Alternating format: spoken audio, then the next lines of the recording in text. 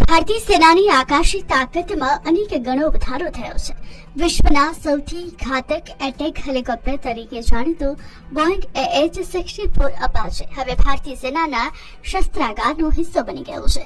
તાજેતરમાં રાજસ્થાનના Pokhran field firing રેન્જમાં આ હેલિકોપ્ટરે પોતાની ભયાનક મારક ક્ષમતાનું પ્રદર્શન કર્યું.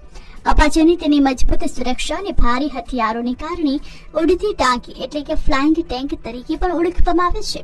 આ હેલિકોપ્ટર 30 મીમીની ઓટોમેટિક ચેન ગન, હેલફાયર મિસાઇલો અને હાઇડ્રા રોકેટથી સજ્જ છે.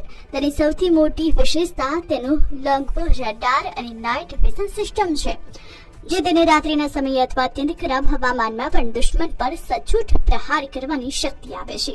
ભારતીય સેનાના સ્વદેશી હેલિકોપ્ટર રુદ્ર અને પ્રચંડ સાથે મળીને અપાચે હવે સરહદ પર દુશ્મનો માટે કાર સાબિત થશે. સેનામાં હેલિકોપ્ટરના સમાવેશથી ખાસ કરીને પહાડીની રણ વિસ્તારોમાં આપણી લડાયક ક્ષમતા અનેક ગણી વધી ગઈ છે.